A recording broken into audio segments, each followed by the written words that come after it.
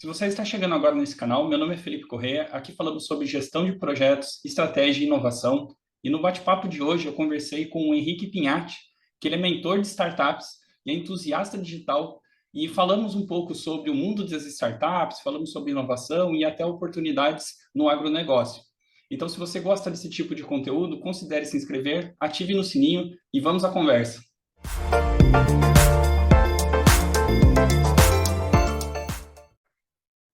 Oi, pessoal. Hoje a gente está com o Henrique aqui para bater um papo. Henrique, bem-vindo, obrigado aí. Quem é você? Conta um pouco aí para as pessoas, sua experiência. Obrigado mais uma vez por estar aqui. Eu que agradeço, Felipe, obrigado pela oportunidade. E eu sou um advogado de formação, mas um empreendedor por opção, então eu já venho trabalhando no mundo da tecnologia já há mais de 7 anos, inicialmente como advogado de startups para a parte de captação de investimento, e assim eu descobri alguns gaps, né, algumas oportunidades de mercado para ajudar não só startups, mas pequenas e médias empresas, com gestão de contratos. Então, fundei a minha própria startup em janeiro de 2017, passei a ficar full-time nessa atividade, né? Então, como empreendedor, como fundador de uma startup própria minha, e hoje mentorando e ajudando outras startups em outros segmentos também, a exemplo do agro. Então, venho diversificando um pouco a minha atuação também enquanto mentor e conselheiro de outras startups em atuação, tá? Poxa, bem legal. E um ramo um pouco. Você começou aí como advogado e agora está trabalhando com o ramo de startups, ou seja, a inovação independe da área, né, que a gente acaba escolhendo. O que te chamou a atenção? Foi algo assim que com o tempo caiu nisso? Foi uma paixão à primeira vista? O que te chamou a atenção aí? Perfeito. Eu caí quase que de paraquedas nesse universo de startups. Um amigo meu, ele precisava de alguns contratos para uma captação de investimento. Ele estava investindo na área de health tech, de saúde, da parte cirúrgica, e estava captando com um family office, que a gente chama, né? Então, essas famílias de herdeiros, né? E estava captando um valor para começar a montar a sua própria startup, né? Então, naquele momento, ele me convidou porque eu tinha essa bagagem, essa expertise em contratos, em captação de investimento e tudo mais, e foi meu primeiro contato com esse universo de inovação, né? E ali me apaixonei porque, de fato, eu sempre tive essa veia mais empreendedora. Isso vem também muito de família, né? Minha família tem muitos gestores, então ali eu me encontrei e me senti livre também, porque a advocacia ainda é muito conservadora, né? Aquela dificuldade que a gente tem de inovar, de trazer novas opções, né? Então, muito travado também pelos órgãos de classe. Então, a gente se vê muito refém daquilo que já era feito há 100 anos, 200 anos atrás, né? Se perpetua ainda na advocacia. Então, eu consegui me encontrar a partir do momento em que eu tive essa liberdade para construir as coisas, desafiar o status quo também, e dali não saio mais. Então, eu já me considero hoje um ex-advogado, e foi a partir também de um contato mais profundo que eu tive a partir de 2018, já empreendendo, já com a minha startup, mas em 2018 eu tive a oportunidade de morar em São Paulo, depois de um tempo, uns 6 meses ali em Belo Horizonte, que foi surpreendente também, mas em São Paulo eu conheci uma turma diferenciada, com um olhar para o design, um foco em antropologia, um foco em colocar realmente o cliente, né, o consumidor no centro de toda a construção de experiência. E ali eu aprendi muito com eles e comecei a trazer cada vez mais para minha rotina de construção de startups e negócios inovadores, e é o que vem funcionando de fato, né? E a gente passa também por momentos aí de pandemia, momentos de maior crise, sem que tenha um retrocesso, sem que tenha uma falta de crescimento. A gente vem crescendo porque a gente acredita muito nisso. Se colocar o cliente no centro e construir soluções reais, né, para os problemas que eles enfrentam, a gente consegue ultrapassar momentos intempéries como essas, né, de crise, agora esse momento de eleição, de incerteza, mas se a gente tiver realmente ele, o cliente, né, de alguma forma sendo o maior investidor, né, realmente o nosso patrocinador, ao invés de pensar sempre em fundos de investimento que dependa dele para trazer o sustento para a empresa, aí eu acho que a gente começa a ter um problema sério, né? Porque daí a gente está sempre alavancado,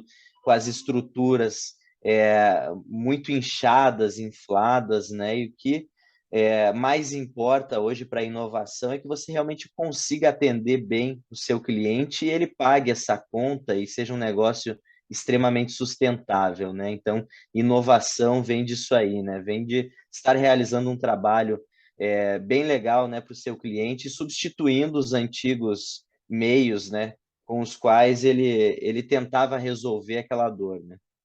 Sim, bem legal. E eu também acredito bastante nisso, né? Que independe, vamos dizer, do framework, independe das ferramentas. Eu acho que o principal é tentar adequar todo o conhecimento para o ramo, para a empresa, para a cultura que está sendo criada e gerar valor. Eu acho que é isso que é o principal, só para não ser preso dentro daquelas mesmas ferramentas que a gente sempre vê por aí e tal. Então, eu sou bem assim também. O que funciona e o que dá resultado é o que é o melhor, né? Não é uma metodologia Perfeito, milagrosa nem nada. perfeito. Eu acho que não tem uma fórmula mágica, mas o que eu venho testando no meu cotidiano é que realmente o mindset de design, o mindset de produto, ele se torna eficaz exatamente porque a gente coloca, né, repito, o cliente no centro de toda essa experiência, do centro da construção das soluções, focadas nele, não algo que venha do achismo do fundador, né, de algum gênio, algum brilhantismo assim, né, que tenha por trás, sem ego e desprender de tudo isso e focar nele. A partir daí a gente deixa de usar, né, essas receitas de bolo e toda a mágica que se constrói muitas vezes na literatura, né, para que realmente se construa algo concreto com base em uma situação real que muitas vezes né, trazendo ali uma nomenclatura para isso, né, do ramo jurídico, né, que é da onde eu venho, né, sui generis, né, o que quer dizer sui generis? É que cada cliente, cada mercado vai ter a sua dor, a sua oportunidade, o seu caminho de resolver através de tecnologia ou não, né, através de inovação via serviço, via processo. Então, a gente precisa realmente pensar que cada caso é um caso, né? Não tem uma receita de bolo que vai se aplicar para uma indústria e vai se aplicar para outra também necessariamente. Às vezes a gente pode incorrer em grandes equívocos, né? Se tenta trazer tudo que deu certo no mercado, tenta aplicar em outro e acaba se dando mal, né? Eu também acredito muito nisso. E certamente aí você, depois de tantas experiências, né, com startups e projetos diferentes, você já deve ter enfrentado aí alguns cases de sucesso, ou seja, aquilo que a gente lê, entre aspas, né, na literatura e funciona, e coisas que na hora de aplicar não foi exatamente assim, ou acabou tendo que fazer uma outra coisa. Se tem algum case aí, ou seja, que deu certo, ou que alguma coisa que não foi exatamente aquilo, e vocês tiveram que mudar, para poder compartilhar aí com todo mundo? Legal, com certeza. Uma coisa que eu gosto bastante de dizer assim, né, e principalmente porque eu dou aula há um tempo, né, estou sempre dando mentorias também, então a gente tem que ter espaço para falhar, né? O caminho da inovação vem do aprendizado que a gente tem, não só com os acertos, porque aí é até mais fácil, você tem os benchmarks, né? Usa como exemplo outros empreendedores, faz uma troca de conhecimento aí e estuda bastante aquilo que deu certo e que funcionou, mas não é comum do ser humano, né, compartilhar os seus erros, né? Então, eu acho que falhar faz parte desse processo e dessa construção, né? Então, Muito do que a gente viu na prática é que se você criar, principalmente em se tratando de startups, né, você vai criar visões de longo prazo. Então, o que que você vai ser daqui 5 anos? Aquela pergunta clichê, né?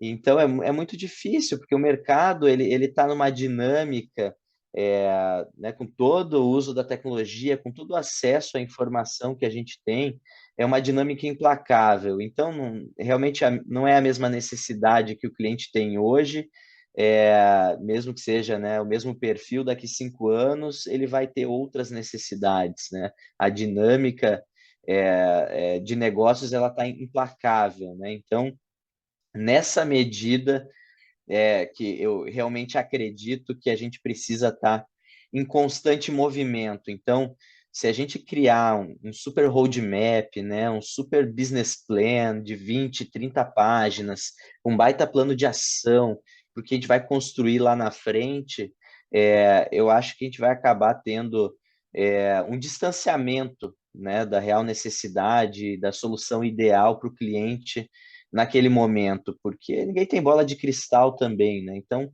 é muito melhor você fazer planejamentos de menor prazo, assim, de 3 meses, né, 6 meses, para que você esteja realmente em real time, né, em sintonia, né, com o seu mercado. Então, dentro dessa perspectiva, quando a gente vai falar de construir tecnologia, que é algo lógico, é algo mais exato, e a gente acaba, porventura, aí, utilizando de frameworks muito voltados a projetos, né, com início, meio e fim. A gente sentiu na prática uma dificuldade de cumprimento de cronograma sempre, e olha que, né, como eu venho da advocacia, que é uma área que exige muito e cobra muito da gente a necessidade de prazos, né? Então, é algo que é como na advocacia fala, é fatal, né? Na advocacia o prazo é chamado de prazo fatal. Então, hoje você não tem isso na dinâmica de construção de software, você não tem isso dentro do mundo da tecnologia, porque se pautou muito por técnicas e modelos mentais de engenharia antigos, né, em que você construía tudo dentro de laboratório. E a verdade é que se você muda para esse mindset, esse pensamento de produto, você deve obrigatoriamente estar em contato e levar o mais rápido possível fragmentos dessas soluções para o cliente, para que ele te ajude a construir. É isso a gente dá o nome de cocriação, né? Então é mais importante que ele esteja participando desse processo do que construir algo em laboratório por muito tempo, né, e gastar muito dinheiro e realmente estar sempre naquela briga de cronograma, prazo. É melhor a gente fragmentar isso em entregas menores de valor e fazer algo mais construtivo, algo que evolua junto com o cliente, com o feedback dele. A isso a gente dá o nome em design de iterar, né? Então, utilizar, fazer um grande looping de aprendizagem, né? Utilizando ferramentas, né, do design como o próprio Double Diamond, né? Então, você estar em constantes ciclos de troca com o seu cliente vai fazer com que você seja uma solução perene, perpetue em mercado, de fato. Então, na prática, que foi a tua pergunta, né, para findar ela aqui.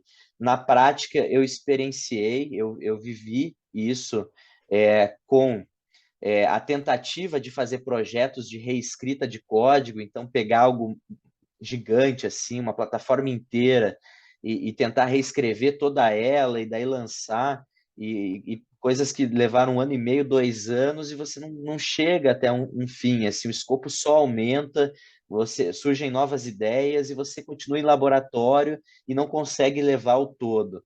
Então, a partir do momento em que você fragmenta isso e leva pedaços menores de valor para o cliente, você vai tendo algo evolutivo, algo construtivo, algo que possa realmente ser efetivo, né, e ajude o cliente num espaço menor de tempo. Então, a gente precisa dar velocidade para essa construção, ao invés de ter esse pensamento só de projeto, de início, meio e fim, um dia a gente vai lançar, só que precisa lançar perfeito, e às vezes feito é melhor do que perfeito, né? Então, seguindo essa máxima, a gente precisa fazer essas microentregas, tá?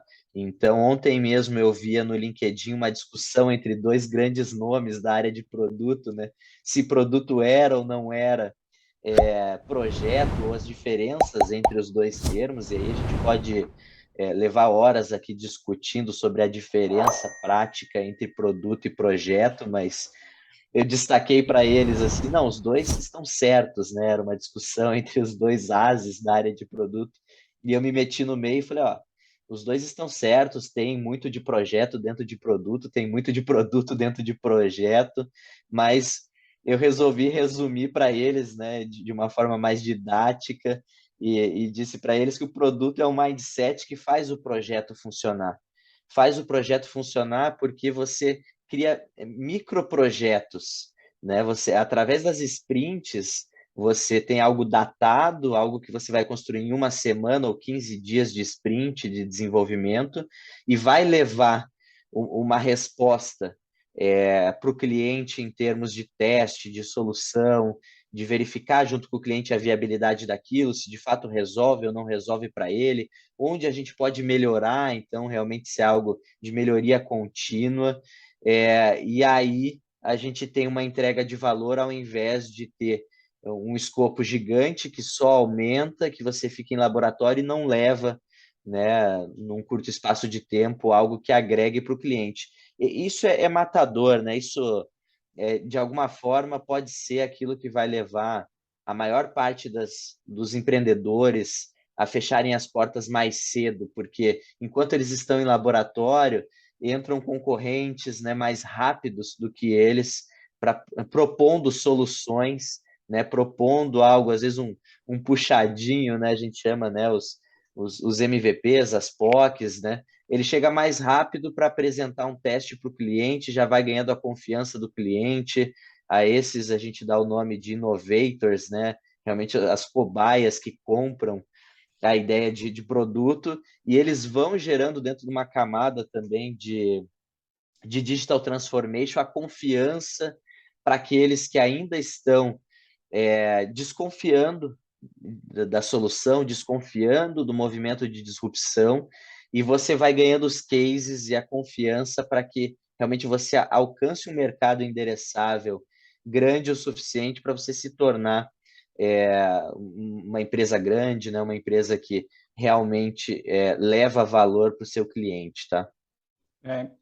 Eu estava até lembrando, né, enquanto você estava contando esses cases, né, que é uma coisa até que eu compartilho com os alunos, né, que passam pelas aulas ou pelos treinamentos, que às vezes as pessoas tentam usar aquela metodologia tradicional de projetos, o cronograma fixo, um escopo Perfeito. fixo, para projetos, principalmente projetos de tecnologia ou projetos que venham a testar novos métodos, novos modelos de negócios, e daí não dá certo. Sim. O que a gente cansa de escutar? Poxa, o projeto está atrasado, o projeto está gastando muito, o projeto, sei lá, está mudando de escopo toda hora.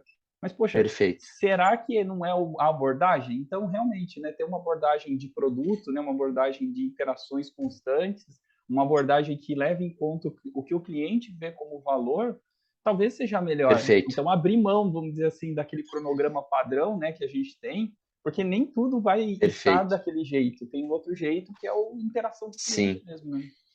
Você tocou num ponto crucial e que eu acho que vai ao encontro do que eu ia complementar de cases, né? Então, tá tudo bem mudar o escopo. Como eu disse, a dinâmica ela é implacável. Você não vai ter a mesma necessidade do cliente de hoje, não é a mesma necessidade do mesmo cliente daqui 5 anos. Ele vai evoluir, ele vai ter, enfim, ele vai aprender também com o teu sistema a descobrir dores novas dentro dele, dentro da rotina dele, seja, né, público de empresa, seja um público de pessoa física, de cliente que você atenda, e tudo bem, eu acho que você tem que ter realmente essa consciência. Se você tiver a consciência de que existe uma dinâmica mercadológica, existe uma evolução do ser humano cada vez mais exponencial, né? Como a gente vê, eu tive um dos meus professores do MBA de Growth, ele era o cara da Singularity University. Então, tem o livro, né, Organizações Exponenciais. Então, é essa lógica que cada vez mais, né, com o conhecimento na palma da mão, né, dados, informações, acontece alguma coisa do outro lado do mundo, você já sabe em tempo real ali. Então, dada essa velocidade que o mercado imprime, a gente não pode ficar muito tempo na caverna, a gente precisa ter essa relação próxima com o cliente e uma relação de levar toda semana e todo mês coisas novas e pequenas mesmo, para ele testar, para ele validar e para ele participar do processo. E aí eu trago o case do que funcionou, né? Eu já trouxe o case aqui do que deu errado, que foram projetos de reescrita de código muito macro, né? De reescrever toda a plataforma, mas eu tive cases muito bons em que eu fui, em 2019, para um bootcamp, né? Então, bootcamp é quando você faz uma imersão ali de uma semana, um mês, em um curso e traz alguma coisa bem prática, né? No que diz respeito a eu começo o bootcamp com uma ideia e termino o bootcamp com uma solução, né? Então eu vou nesse lugar para fazer trocas mesmo com os meus pares, com mentores, ter alguma coisa de aula expositiva, sim, mas é para ser algo bem prático. Então eu levei uma ideia para lá, eu validei em uma semana, porque era bem imersivo mesmo, de manhã, de tarde, de noite, uma semana em São Paulo. Eu sou de Curitiba, então ficar em São Paulo e um pouco fora, né? O que também propõe, né? Há muito tempo, desde os anos 90, a IDEO, que era uma das maiores empresas de design do mercado, eles propunham esse deep dive, né? Essa imersão ali no problema, esquecer um pouco o mundo ao seu redor, para tentar trabalhar nas dores reais de mercado, para conversar com o seu cliente. Então, liguei para vários clientes para entender melhor daquilo que eu estava construindo, tentando propor.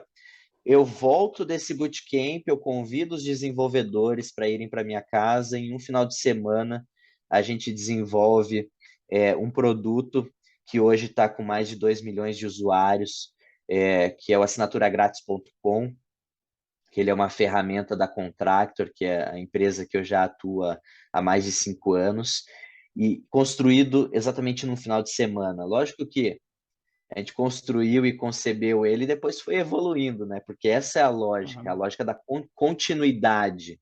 E uma lógica também que em produto se aplica muito, que é a ideia do continuous discovery. Então você não para de aprender. Você está sempre conversando e dialogando com o seu cliente para melhorar aquilo que você já construiu.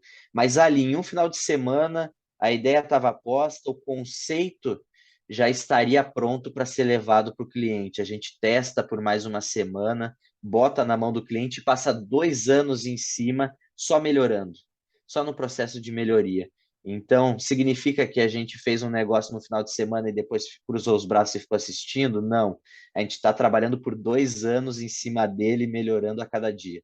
Né? E mudando aqui, e mudando ali, melhorando lá, e recebendo mais e mais clientes, recebendo mais feedbacks, olhando para os dados, né, a parte quantitativa, né, e usando isso como uma referência para melhorar a jornada desse cara. Então, é contínuo, é continuado, a experiência dele vai evoluindo conforme o nosso aprendizado. Então, é isso que tem que ficar bem claro. Esse foi, de alguma forma, né, como eu brinquei lá atrás. Então, produto é o mindset que leva a gente a fazer projetos com um escopo menor, né? Com uma entrega mais rápida, a gente chama isso de lead time, né? Essa diferença de tempo entre a ideia e chegar no cliente. Então, levar no menor tempo, uma semana, 15 dias, como eu disse, de sprint, já levar alguma coisa pequena para o cliente. Então, quando a gente diminui esse tempo de entrega e diminui também o escopo, né, vai fazendo escopo bem fragmentados para chegar em algo maior, né, uma grande empresa, uma grande plataforma, um grande sistema, a gente reduz muito o budget. Então, aí que é outra coisa muito falada em projetos, né? Então, o problema do projeto infinito, aquele projeto que você tem cronograma e daí vai tendo sempre dilação de prazo e nunca se entrega na data proposta. É, eu tenho até o exemplo do meu irmão aqui, que é engenheiro de projetos, e ele mesmo traz um pouco desse conceito aí de mercado que ele fala, pô, tô sempre trabalhando em projeto, projeto, projeto, mas na prática demora-se anos, né?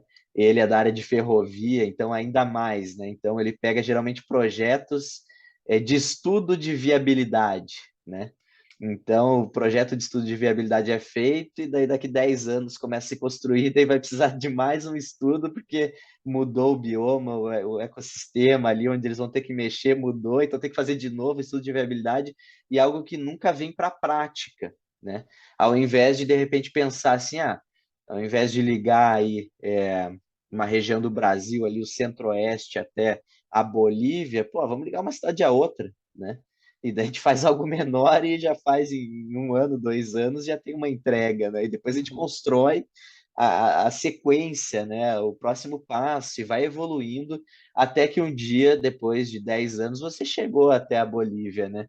Mas muito do que acontece é que passa 10 anos e você não chegou em lugar nenhum e muitas vezes nem saiu do lugar do step inicial. Então é aí que talvez a lógica de projeto esteja falhando, né? Por não ter por trás o mindset de produto, o mindset de design centric, de customer centric, que faz com que a gente crie coisas de valor e crie coisas menores, mas crie rápido, né? Teste rápido, valide rápido, erra rápido, e isso a gente vai aprendendo e vai construindo coisas que realmente agregam para o cliente.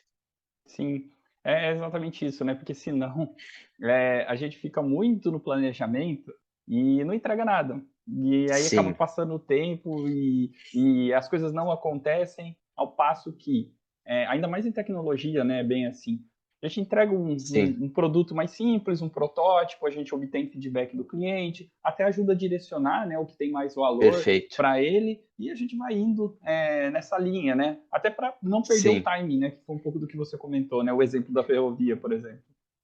exatamente, exatamente. Então, Felipe, na medida em que a gente vai aprendendo junto com o cliente, né? Ele é a principal válvula de crescimento, né? A gente fala muito sobre a questão da indicação, né? Dentro de um funil de vendas, né? E o quão importante é isso, né? Então, você tem que começar pequeno, você tem que começar né, e trazendo um pouco do que a gente falou desde o começo, né, do meu ambiente de atuação, que hoje é startups, né? Então você tem que criar o que a gente chama de Product Solution Fit. O que que é isso? É você resolver o problema de um cliente antes de tudo, né? A partir do Uhum. momento que você resolve para esse, você vai procurar o segundo que se parece com esse.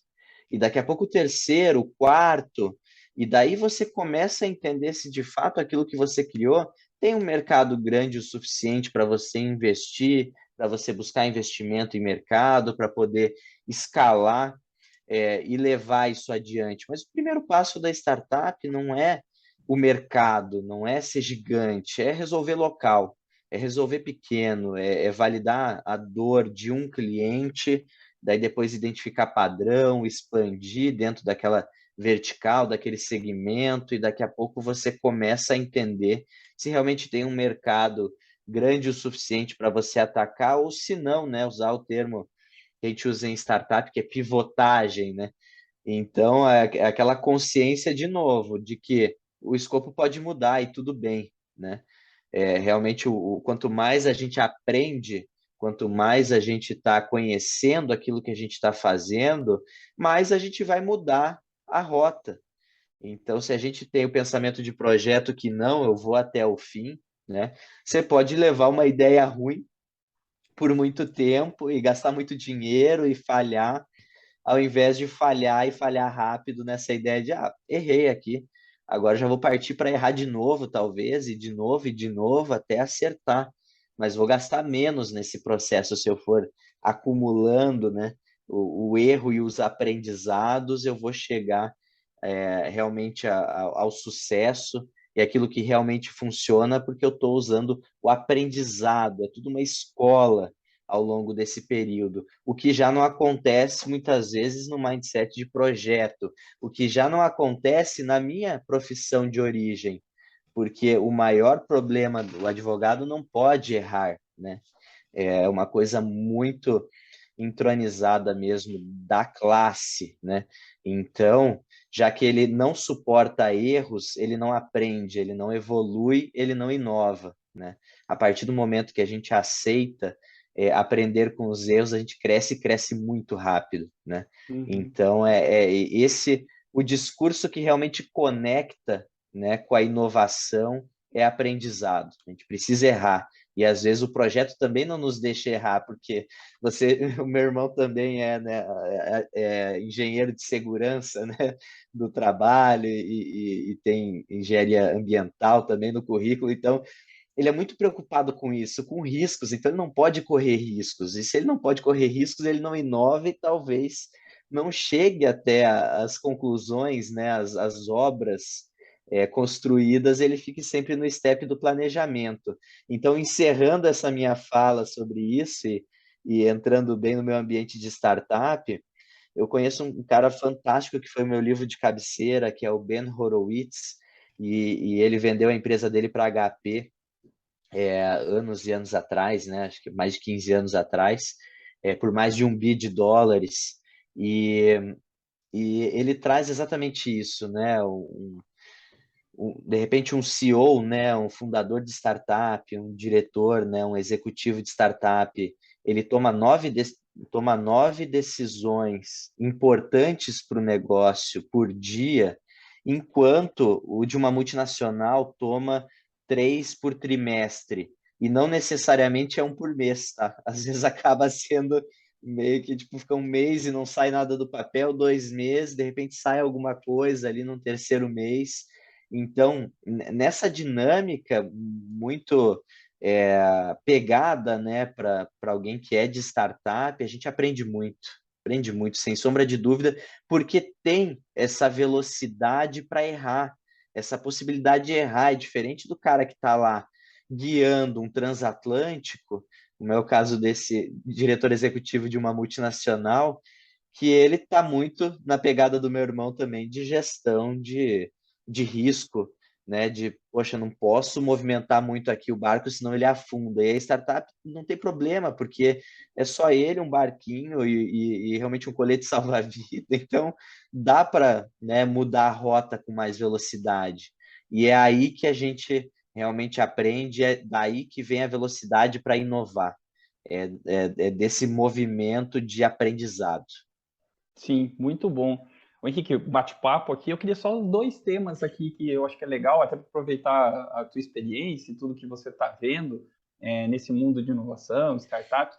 Um deles é relacionado ao mundo do agronegócio, mundo agro, né? Que quer queira, quer não, né? Um grande setor, talvez um dos maiores no Brasil, e existe ali muita oportunidade, vamos dizer assim, né? Para inovar como um todo, seja o aplicativo, inteligência artificial, quer que seja daqui para frente. Que você Perfeito. pode compartilhar aqui com a gente? Eu não sei, alguma coisa que você tem em mente, que você viu já que funciona, que seja Legal. talvez o futuro, alguma coisa, porque normalmente as pessoas podem pensar, poxa, o agro não tem muito o que inovar, né? É plantar lá e pronto. Muito pelo contrário, né? A gente talvez tenha uma baita Sim, oportunidade. O que você pode compartilhar um pouco com a gente nesse lado? sim. Eu realmente acredito que a evolução do ser humano, ela vem desse desafio do status quo, né? Então, ele precisa desafiar o que está acontecendo agora para falar, eu posso fazer melhor, eu posso melhorar, eu posso ser melhor no dia de amanhã. Então, o que que eu vou fazer para isso, né? Então, é aí que realmente a gente começa a tratar de inovação. E no agro, é o setor primário, né? Onde tudo começou, é a origem da vida do ser humano, né? Desde do movimento do nômade e etc., plantando para viver, se adaptando a cada novo ambiente que ele está se encaixando, e daí começa, né, todo o movimento de expansão, né, e evolução até chegar às linhas de comércio e indústria. Então, Ao meu ver, né, por ser tão tradicional, um setor mais conservador, ele é impactado cada vez mais pela origem de um quarto setor, né, que é a origem desse setor mais intelectual, consultivo e que aponta o dedo e fala, sim, você pode ser melhor, né? Não basta você seguir nessa linha é, que você já faz há, né, tantos anos dessa mesma forma, porque você já trabalha com algo que é comoditizado. Então, o que é commodity você tem que produzir cada vez mais, né, em volume, porque o valor e o preço está baixando cada vez mais. Lógico que a gente vê oscilações de mercado, né, do mercado financeiro, que impacta diretamente nisso, inflação e etc. Mas é commodity. É natural que quanto mais você tenha, enfim, oferta, né, e a demanda esteja de alguma forma minimamente suprida, você vai abaixar o preço, né? E daí vai ser uma guerra de preço e não uma guerra de diferencial competitiva. A partir do momento que você começa a implementar a tecnologia, você vai ganhar em performance, né? Então isso acontece muito no agro. Uma das minhas startups usa visão computacional 3D para pesagem de boi sem balança e de uma forma uma frequência ímpar, porque hoje você vê geralmente só no momento de vacinação, em algum momento que tem que levar a sua criação, né, de gado para dentro da mangueira para poder pesar, é porque você está aproveitando porque já vai dar vacina, já tem alguma outra coisa a ser feito, vai prender é, a identificação, né, os brincos de identificação na orelha, então você está aproveitando. Isso acontece cada 6 meses, um ano. Então, não é possível você ter performance fazendo isso uma vez por ano, né? Uhum. Então, e sendo que você faz um ciclo de um ano e meio de grandes vendas de lote, né? De lotes desses animais para frigorífico e etc. Fora aqueles que são os mais novos, né? Os novilhos, os bezerrinhos e etc, né? O borrego. Então, cada raça ali, cada tipo de animal vai ter a sua nomenclatura, mas é o animal novinho ali, ele também vai para abate e tem a sua carne comercializada.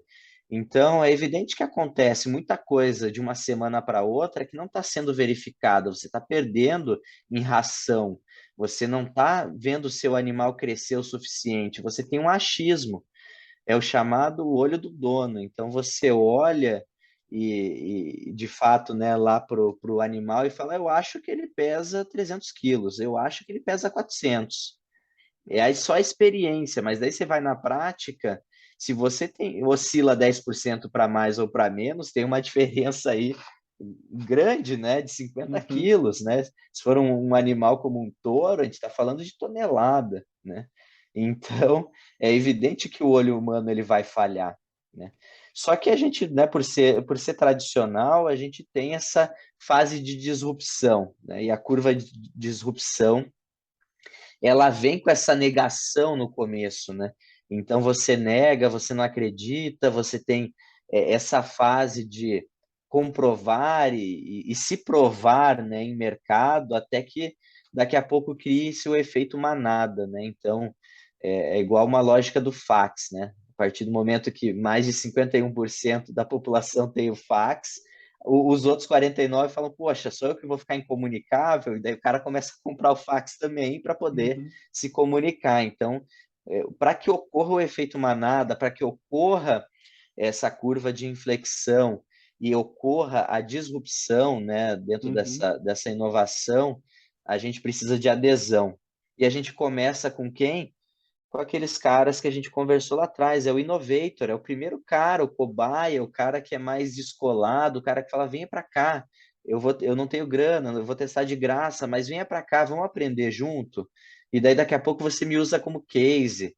Daqui a pouco eu mesmo estou pagando, porque já está funcionando, já está indo legal. Então, você tem que se provar. E você se prova quanto mais cases, né, mais aprendizado, mais evolução do seu produto você tem. Isso eu conheço bem na prática, né? Então, no meu primeiro ano de startup lá em 2017, eu tinha uma carteira com 15 clientes fechando o ano, né? Começando com zero e fechando com os 15 clientes. Hoje eu tenho 1.500 clientes, né, na base, fora a quantidade de usuários que eu tenho, Uhum. fora a quantidade de trial, né, que são os testadores mensais ali, ainda gratuitos, né, que mês passado foram mais de 10 mil testadores, né, para a gente converter lá 200, 300 clientes pagantes no mês, novos pagantes, né?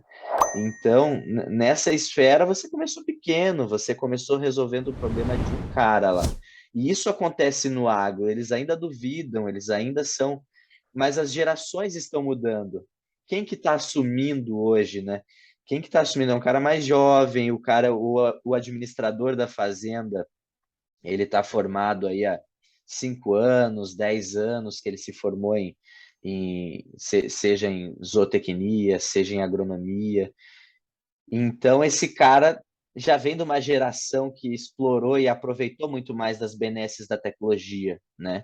Que já anda de Uber, que já é mais tranquilo com nuvem, né? Falar em nuvem para um cara que tá lá com seus 80 anos e mora no campo e construiu a carreira dele sem internet, enfim, construiu todo o patrimônio dele, né, sem internet, é muito difícil, a gente vai gastar muita saliva e não vai conseguir, muitas vezes, convencê-lo disso, né, convencer de que ele realmente vai melhorar, ele vai confiar muito ainda no olhômetro, né, como a gente estava brincando agora há pouco, o olho do dono ali. Então, Uhum. na medida em que a gente consegue essas primeiras adesões, a gente consegue evoluir e criar disrupções no mercado. Isso aconteceu no mercado da advocacia, que hoje a gente tem, né, eu ajudei a fundar lá atrás, em 2016 para 2017, a Associação Brasileira de Lawtechs e Legaltechs, então não existia, não se falava em tecnologia para a área jurídica, e na época eram 15 pessoas, hoje são mais de 300 startups associadas, né, fora aquelas que porventura ainda não são associadas, mas te ajudou a construir um ecossistema. O agro está se movimentando para ser um setor extremamente promissor, porque você tem novas startups entrando, novas soluções sendo propostas e muitos aderindo. E quando eu digo muitos, são muitos dentro daqueles, né, poucos inovadores, que é o que a gente realmente precisa para gerar o efeito manada, para gerar o case, para comprovar para o cara mais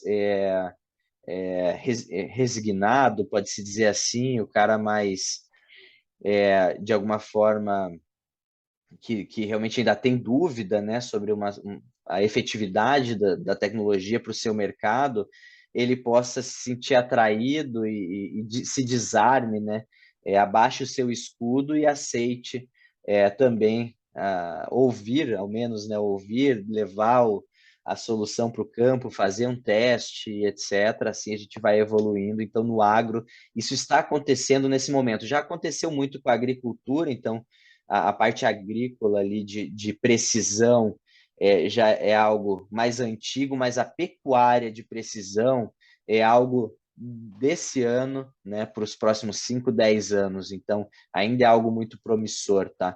Cada vez menos cada vez mais, melhor dizendo, sem hardware e mais software, né? Uhum. Para que a gente reduza o custo, torne muito mais acessível, democratize o acesso, que isso é importante também para a curva de disrupção. Então, a adesão de um maior público favorece, né, com que o mercado enxergue isso como óbvio, e até do ponto de vista, né, de negócios focado em startup, né, que eu tenho também essa formação em gestão e administração, MBA e tal. Onde que está o ouro para startup? Onde não é óbvio, né? Onde não é óbvio, mas tem uma dor clara e tem um mercado endereçável satisfatório. E é por isso, né, que a gente vê startups, né, se destacando, captando milhões, etc. Porque não é óbvio. Se fosse óbvio, né, todo mundo faria, todo Uhum. mundo teria concorrente atrás de concorrente, mas não é óbvio. Alguém vai lá e se propõe a mostrar para os demais e ir aprendendo nessa jornada de aprendizado e melhorando, melhorando, melhorando, até o momento que você chega e fala, ó, eu não disse, né? Eu falei isso há 5 anos lá atrás, ó, que ia dar certo, e vocês não acreditaram, agora está aqui. Por que que isso acontece, né? Porque é o natural do ser humano, ele é mais fácil o ser humano duvidar das coisas do que acreditar. Então, a partir do momento em que esse cara se propõe a fazer algo que todo mundo duvida, ele tem a chance de realmente fazer um negócio gigante, né? Porque não Sim. é óbvio, porque o que é óbvio já está todo mundo copiando, fazendo igual, já tem aquele senso, né, de que isso aí dá certo, então vai abrir uma empresa atrás da outra desse ramo, tá? Então, o Sim. empreendedor mesmo, e principalmente em startup, ele é o cara que cria monopólios, ele é o cara que desafia o status quo e tem muita dúvida, né, em relação a ele e batem muito nele, isso aí não vai dar certo, isso aí não vai dar certo, e ele está calmo. Ele está Uhum. calmo porque ele está aprendendo e melhorando o produto dele para que no médio prazo isso se prove, se comprove. Sim, muito legal. Henrique, a gente está chegando aqui ao final do nosso bate-papo. Muito obrigado aí por todos compartilhar essas informações com todo mundo aqui. Obrigado mesmo. Queria deixar aí uns últimos minutinhos aí para você fazer suas considerações finais, como é que as pessoas te acham, alguma coisa, e Legal. bora marcar mais bate-papo, que assunto tem aqui para a gente ficar falando um monte ainda, né? Então, desde Com já, obrigado, certeza, e só para a gente finalizar aqui. com certeza. O meu maior canal é o do LinkedIn hoje, tem cerca de 10 mil seguidores e é onde eu realmente levo conteúdo, tenho feito há cerca de 3 meses, levado muito conteúdo semanalmente, né, uma frequência bem bacana de conteúdos voltados para startup, para gestão de produto digital, para design, então é onde eu concentro a minha bandeira, os meus conteúdos ali, de fato no LinkedIn. Então é Henrique Flores, Henrique Pinhatti Flores, mas Henrique Flores já me acha lá no LinkedIn.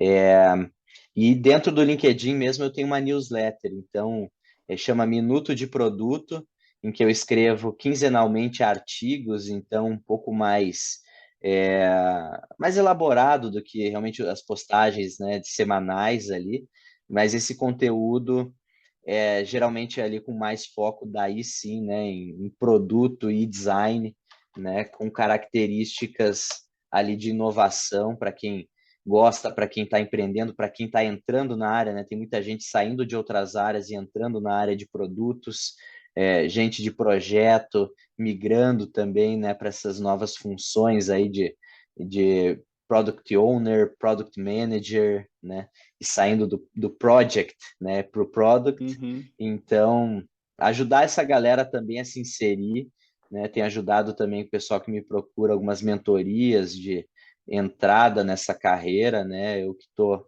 hoje como product manager, nas empresas ali que eu fundei, que eu mentoro, eu falo muito sobre produto, sobre esse mindset.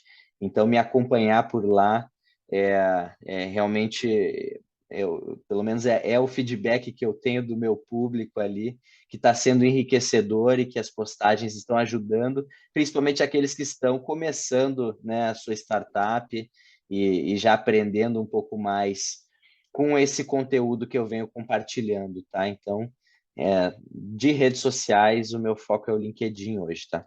Beleza. Henrique, muito obrigado aí por todos esses ensinamentos, essa troca de informação aqui que a gente teve. E vamos marcar mais próximos bate-papos.